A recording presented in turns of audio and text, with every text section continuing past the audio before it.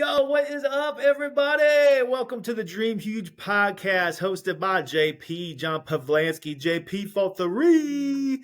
What's up, my man, JP? What's going on, Pete, man? I'm excited, brother. I'm excited. I love talking. And today we're going to be talking some real estate, baby. That's the best. So I'm Yes. excited for this one, man. It's been a great day so far. How are you today, Pete? Good, man. Excellent. Myself, Pete Peterson. Hey, folks, we don't always talk real estate, but in today's case, we do. And we love talking with other huge dreamers, influencers, movers, shakers, entrepreneurs all across the world. And today we're reaching out to DC. My man, Chase Minnifield. How you doing, Chase? I'm good, guys, man. I appreciate you guys having me on here for sure.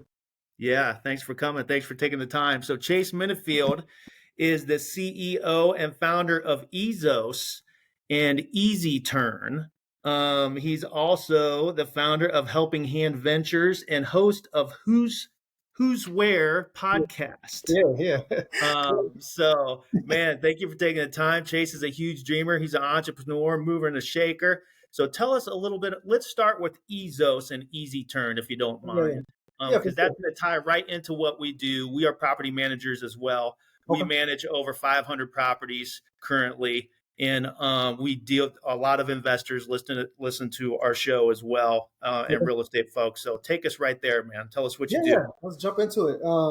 So, EasyOS, it started off as a company that we called Easy Turn, and it was focused on whenever workforce wasn't capable of handling the task that was on the site, and you needed to bring vendors on site to execute that, they used our platform. So we focused at student housing turn. If anybody's familiar with student housing turn, that's where everybody moving out and everybody moves back in. And in that time frame, you got to flip the whole property for the most part, right?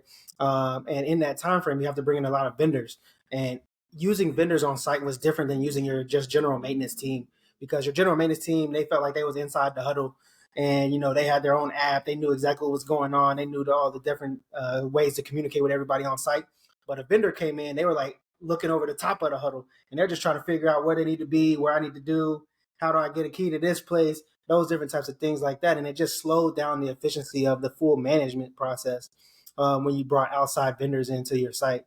So we created our platform. So it was the same way you work with your internal team is the same way you work with external vendors. And it's grown from where we started at. We're still a large brand in the student housing college sector, but we're moving into the multifamily conventional sector and allowing for people to call vendors and use vendors on their site as similar as it is to call an Uber driver to get picked up. So we're excited about our vendor capability and the ability to increase people's workforce capabilities on their sites. That's what I love about the app. I watched the video, and one little feature I love is the progress kind of dial. So you can see where your vendor is on the job. Is he heading to the job? Is he halfway through the job? Is he completed with the job? Yeah. And that's visible to the property manager, the investor, probably everybody. You have visibility right there at your fingertips rather than taking the time, drive to the property, see where we are, what's the progress, and wasting all that time. I really love that functionality. And yes, just being the Uber. You're essentially, you said it, you're being the Uber of flipping units. Yeah. You know where else this works? And I don't know if you dove into this yet, but flipping houses, just a buy and sell, for house flippers, because you're managing all these vendors. And to have them in one spot with, like you said, you're basically bringing them onto your team, right?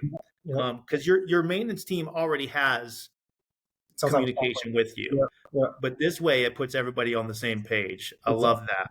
So, how has your has sales been good? Has this really taken off across the country? Are you working with universities near DC, or what does that look like? So yeah, we are across the country. We have some large partnerships. We work with some of the biggest players that in the property management sector, from the Gray Stars to the Assets to the BHs. We work with all those different people, mostly on their student side of their portfolios. So from that perspective, we've been able to scale and be across the country from that aspect. You'll see a lot more of our vendors around college towns right now than more so looking at it from a city by city basis, more so looking at it from a college by college basis. So Austin, Texas is extremely populated, you know what I'm saying, in that perspective. But yeah, we've had good growth. We are, we're about 100,000 units in our platform at the moment. So that's decent. So, do you, could this mesh up with like a Yardi or an Appfolio, or are they more of a competitor to you? We integrate with those type of systems, so we don't do anything with like rent collection or anything like that. And we know that those guys have like the work order side of things, the inspection side of things, the make ready side of things. But we say we focus on that in our perspective. So anytime you're doing work on your site, we say you use our platform, or we suggest you use our platform because that's where we focus at. It allows for you to, like we said, bring outside vendors in, use your own internal team to manage jobs and things of that nature. But it all integrates back into your main hub, which is what I consider to be like an accounting platform, right? To make sure you're getting paid, which is the main thing right there from that perspective. Talking about getting paid, what does this cost? So it is $1.50 to $2 a unit per month. It is it's an annual agreement. And I think it pays for itself pretty quickly. One thing we do is we focus on invoicing. So essentially budgeting and making sure you're not getting over invoiced from vendors and things of that nature. When a lot of things get going, a lot of pieces start moving, invoices start flying around. I was a vendor myself previously. Even if you text me to do a job, I'll invoice for it. So I understand that process of, making sure your budgets and your books are correct. We're paying for what we expect to pay for. So is there a minimum number of units? So there isn't a minimum number of units. There is a minimum price for the actual usage per month, but there isn't a minimum number of units. What's the minimum price? So minimum price is $150 per month. Okay, and that has to make sense because I'm like, if I'm using this for one flip, it's costing me $2. I can use your awesome service for $2, and I'm going to flip the property in 2 months. It's going to cost me $4 to use you. So exactly, right. So the minimum price. So $150 is the minimum, and then you can add on per unit on top of that. But even that, say like you said, Pete, you flip the property in 2 months, $300 to have the have it be just a lot easier for you. That's still worth it, man. This is tremendous, and it's great for remote investors, remote house flippers like our. And we're flipping 3 houses right now, so we can't keep tabs on all that. And our property manager is actually in Missouri. Yeah. And he's doing an awesome job at it too. But I guarantee even he would like better visibility. Yeah. So this is super cool, man. How'd you come up with this? Yeah. So I used to play in NFL. I wasn't a dog pound guy. I would play for the Redskins. Is who I played for. I thought you had a famous football last name. Yeah, they're not the Redskins no more. But when I played for them, they were. And I played corner as well as my dad was. And from that perspective, once I got done playing, I actually went back home to Lexington, Kentucky.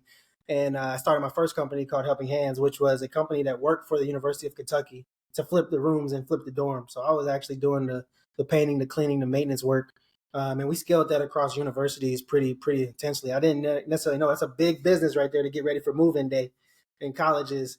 So the amount of spend they put towards that space was pretty amazing. But they didn't manage as well. They couldn't manage the property well. And it's just too many people moving places. Somebody's in this building, somebody's in this building, somebody's doing this, somebody's doing this. Are we on track? Are we not on track?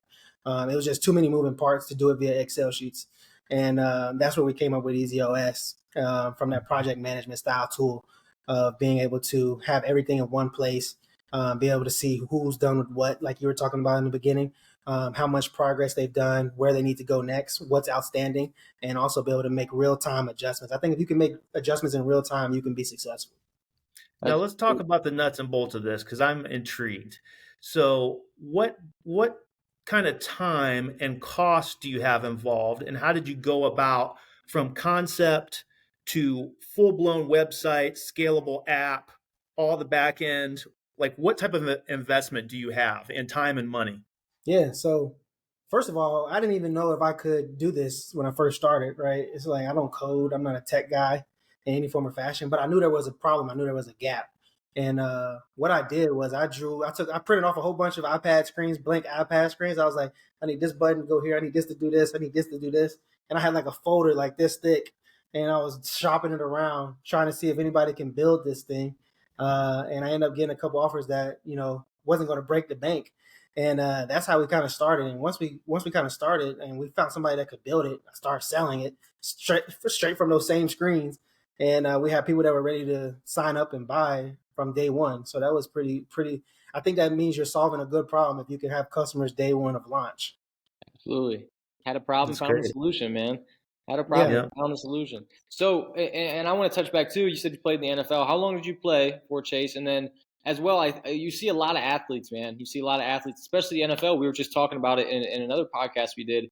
The time that people have in the NFL is very short compared to other sports, and it makes sense with how gruesome it can be sometimes. But how did you, after you got out of the NFL, take that time, the money, the effort, everything that you earned from that and put into that and move it into a business? And I'm sure it grew your mindset being in the NFL and moving on to this next field. But kind of how did that transition look? How long did you play? And congrats to you, man, for continuing the success, because a lot of people don't do that. Thank you. Appreciate it. So I played for 3 years, 3.5, I like to call it. I maybe sometimes I tell people 4 from that perspective.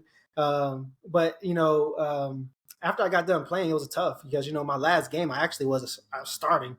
I played against the Indianapolis Colts. I was starting and I got a concussion, which is a different story for a different day. But that was my last snap. It was my last snap on the football field. And I just never thought that it would be my last snap. I've seen people get cut from the bottom of the roster and never play again, but I've never seen a starter get cut and never get another opportunity from that perspective. So I thought I was in that latter category at the time. So after that happened, it took me a while to transition into, thinking that I could get into something else or do something else. And that really, it really messed me up for a while, probably about 1.5 years. I'm sitting here training and waiting for calls and emailing coaches and things of that nature. Until I finally decided, like, hey, I got to start gripping the bull by the horns, right? And I got to start taking control of what's going on around me. And that's one thing that I wanted to do. Whatever it was I was going to do, I wanted to make sure that I controlled my destiny in it.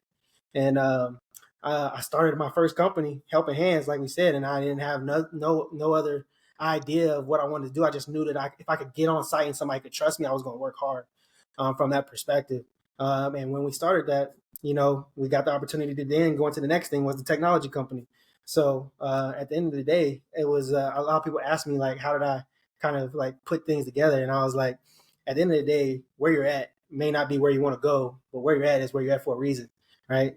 And if you just put that effort in, embrace where you're at, and be the best at what you're doing, you eventually end up where you want to go in that perspective. And yeah, I think that's kind of what my story is right now. Awesome stuff. Extreme ownership. Take complete extreme ownership over your life. And where you're at is where you're at, and it's because of you and only the decisions you make. Man, awesome job with that. So go back. I want to go back to the NFL a little bit because, man, everybody loves the NFL, if you don't mind. I'm going to be honest. Property management, real estate, it's boring compared to the NFL. Especially we got the season kicking off. Yeah. So who was curious? Like, who were you facing? Who's the quarterback for Indianapolis that game? It's Andrew Luck. Andrew Luck. Yeah, man. So, and take me back to who were some of the better receivers you faced in your time, and who were some of the just asshole receivers that you couldn't stand? Antonio Browns. I faced them all, right? Like all the guys that we know, I faced them all. Antonio Browns to the, I had to go against Deshaun Jackson every day in Washington, and you had the Pierre Garçons and Go Birds, baby. All those different type of guys. So, I mean, you name it. Probably the people that stand out is probably Calvin Johnson, just because of his sheer size, of just his imposing presence on the field. Is probably the thing that stood out. But here's the thing: the receivers get all the shine, but you guys are the better athletes. Oh, aren't the DBs better athletes? Yeah, for sure. We're a little meaner, we're a little nastier. You don't gotta show us no love, none of those different types of things. It's an exciting position to me. I love it. Out there grinding, man. Chase, love it. What's the hardest position to play in the NFL? Oh, corner, no doubt. I think I see things like on TikTok, people are talking about his quarterback harder than corner, and I don't think a quarterback could play corner. No, but you're running backwards half the time. I mean, come on, just that alone. Exactly. It's tough. Dude, love it. What was what years was that?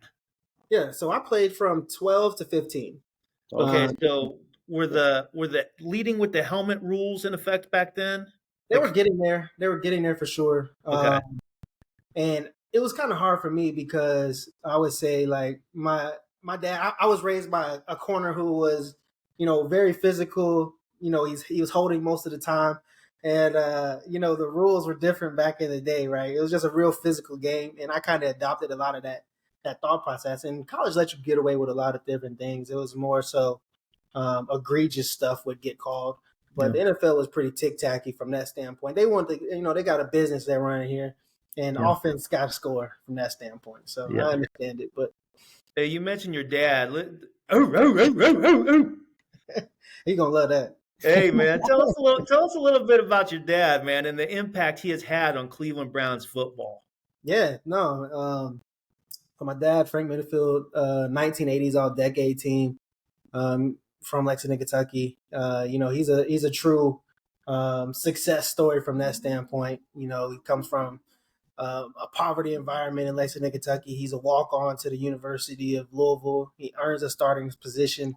He becomes one of the he actually goes to the USFL first, and ends up signing with the Cleveland Browns mid USFL season, and plays with the Cleveland Browns and becomes one of their greatest players in the history of their organization. He's just always been a guy that, from my perspective, looking at it, that just didn't take anybody's thoughts of him and let it be what it was become of the outcome. So essentially, he never let anybody else's limitations or thoughts about him become his limitations. And it shows throughout his career. He's now a successful entrepreneur. He's beat the odds at every turn. And invented the dog pound.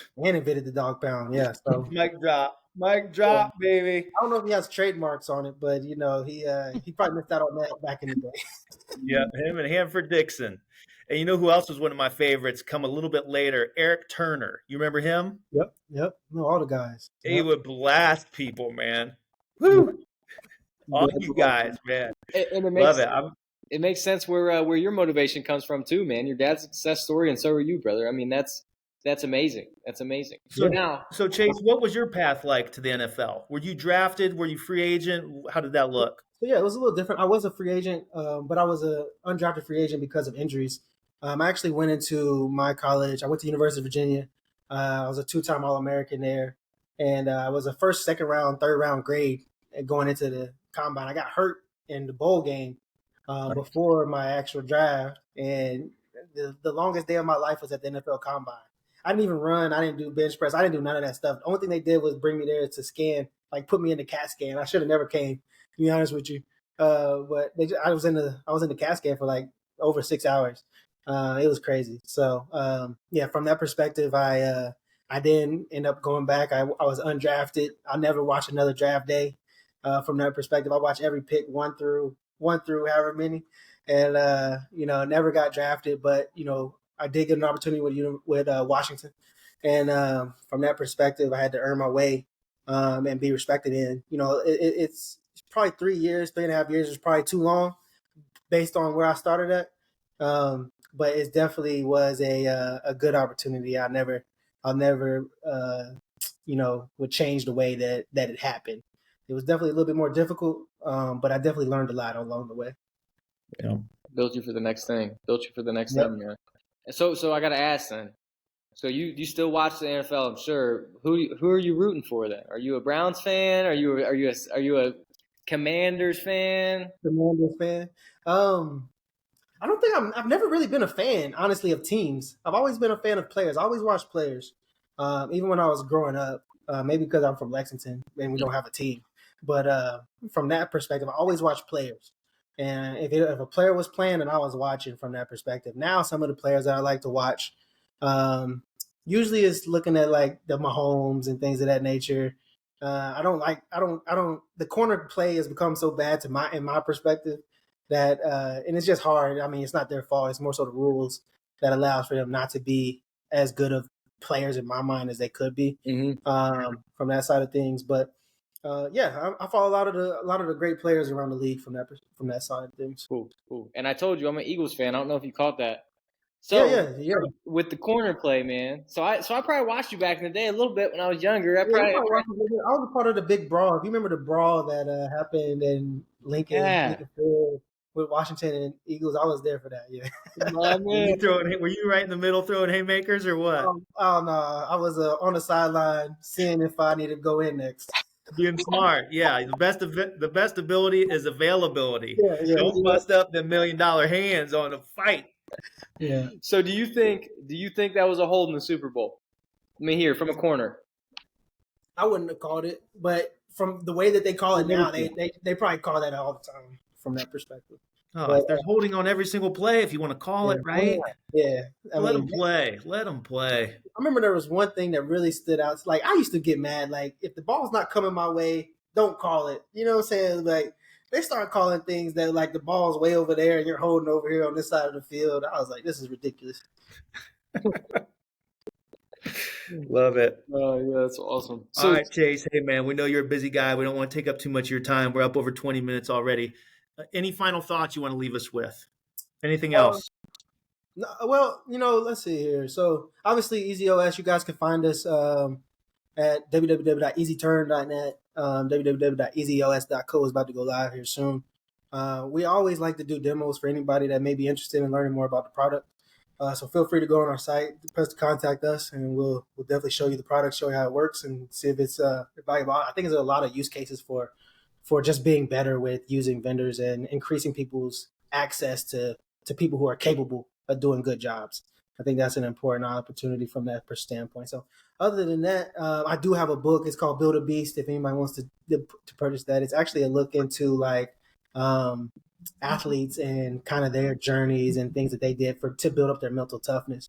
And I focus on a different athlete in each chapter. So I think that's something you can find on Amazon if you're interested in looking into a mind of an athlete and being mentally strong. Build a Beast. Love it. By Chase Minnifield. Chase, my man. Awesome job. JP, anything else? I got one question. One single. Yeah.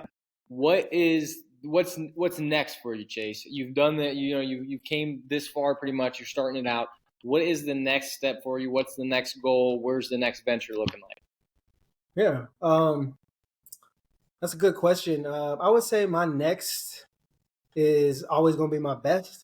That's how I see it. And now where that actually sits at, I don't know. I'm actually getting into the real estate investing side of things, development side of things.